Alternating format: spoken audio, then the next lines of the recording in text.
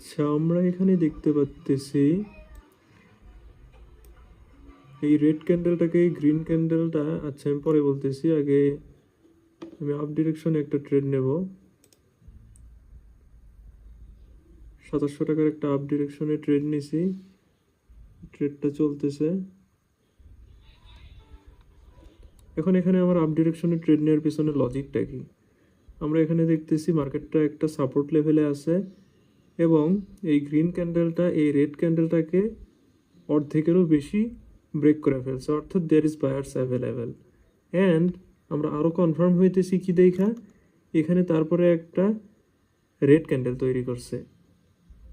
So which is one kind of a retest বলতে পারেন।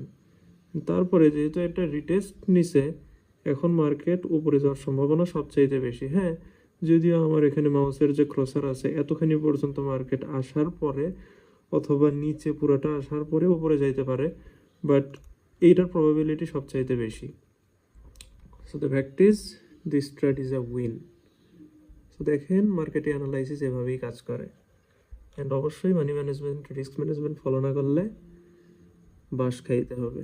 দেখেন পরপর আমরা যেগুলো ট্রেড নিয়েছিলাম সবগুলো প্রফিট প্রফিট প্রফিট।